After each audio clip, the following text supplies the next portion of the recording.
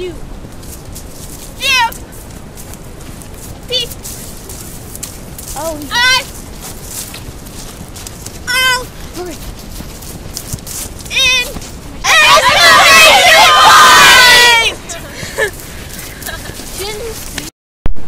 By the middle of the 1700s, France and Britain each controlled large areas of North America which bordered on each other for thousands of miles. They collided on the frontier and eventually led to war. Native Americans lived on most of the territory claimed by France and Britain. There were few French settlers. The need of British settlers for farmland led to conflict with the Native Americans. By the 1740s, British settlers were pushing into the Ohio River Valley lands claimed by the French. The pressure soon led to trouble. In 1753, the French began building forts to back their claim to the land between Lake Erie and the Ohio River. This news alarmed the Virginia colony, which also claimed the Ohio River Valley. The governor of Virginia decided to send soldiers to order the French to leave. George Washington made the dangerous journey, returning home to tell the governor that the French had rejected his warning. The British won the battle, gaining land. The French couldn't defend their land anymore, and the Native Americans lost land. Ready, aim, fire! Ready, ah! You're dead.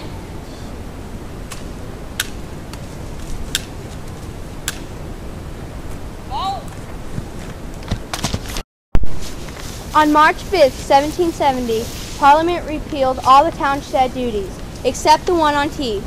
On March 5, 1770, in Boston, an angry crowd of workers and sailors surrounded a small group of soldiers.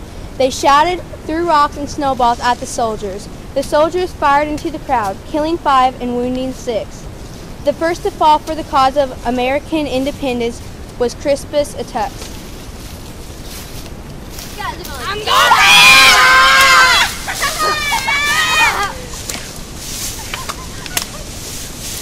Get down, Freddie!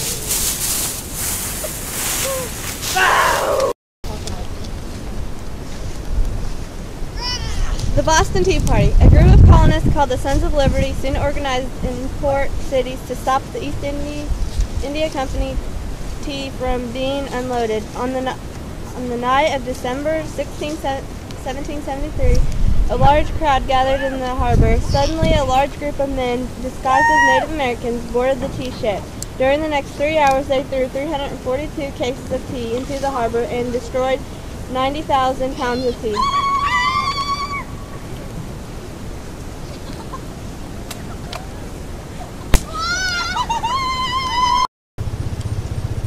Paul Revere's Ride.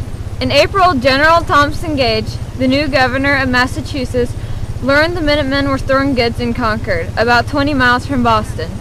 On April 18, 1775, he sent 700 troops to seize the arms and capture some important colonial leaders. As the troops set out, a signal went out by the Patriot appeared in the steeple of Boston's Old North Church. 2 men, Paul Revere and William Dawes, then rode through the night to warn the Minutemen.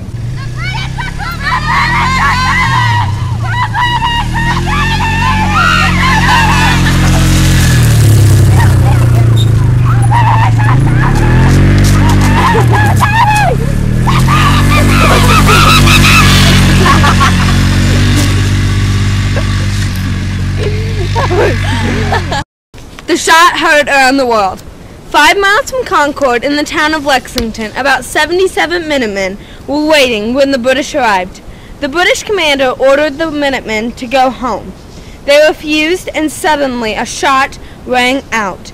Nobody knows who fired it, but it turned out to be the first shot of the American Revolution.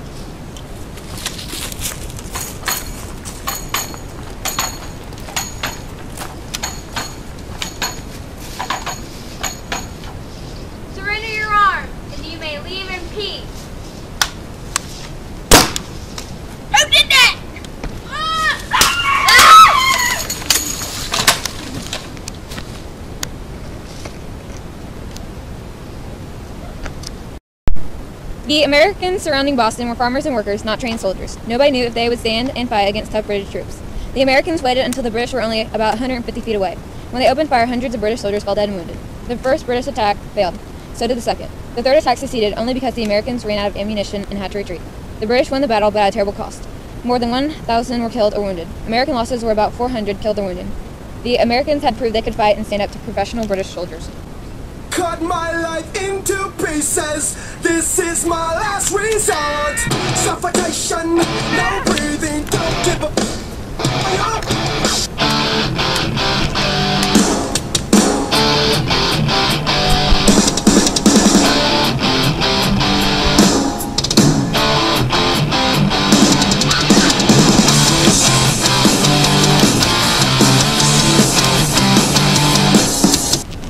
So get up. Let's start a riot. Let's start a riot. The Declaration of Independence is a brilliant piece of writing. Building on the ideas of the Enlightenment, it uses step-by-step logic to explain why the colonists wanted to break away from British rule. There are many signers of the Declaration of Independence. The first one was John Hancock.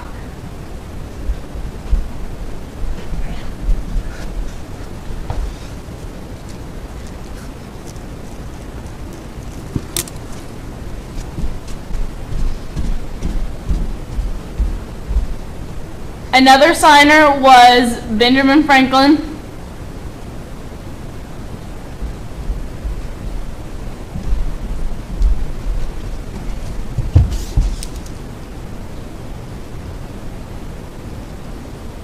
The author of the Declaration of Independence was Thomas Jefferson.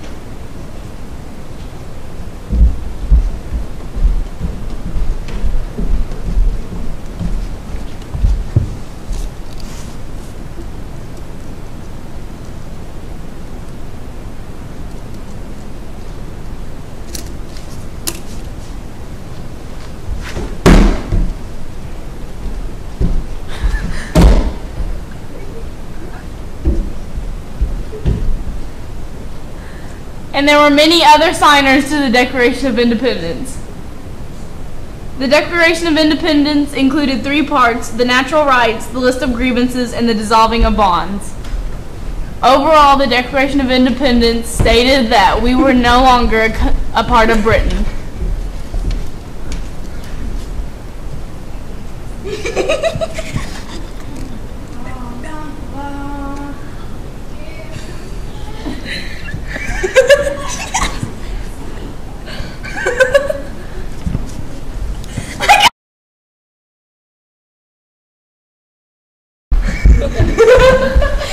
What's up?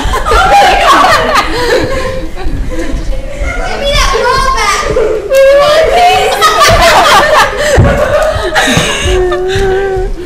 You spit. Oh, man, a nice butt. Emily. Ow! Oh, God. And that is the Declaration of Independence. 400 men across the river in small boats. So poorly supplied were the troops that some had no shoes. Once across the river, the soldiers marched in the swirling snow. To keep their feet from freezing, the soldiers bound them in rags. On the far bank, the men hunched several miles with Washington urging them on. Early on December 26, they attacked Trenton from 2 sides, achieving complete surprise. Row, man, row. We're almost there. Got it. That's like sucker rolling. I don't know.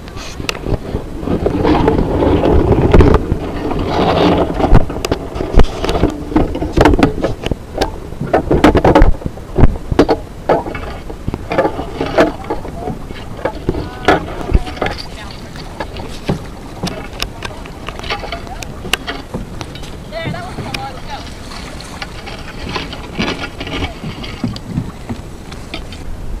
On the far bank, the men trudged several miles with Washington urging them on. Early on December 25th, they attacked Trenton from both sides, achieving complete surprise.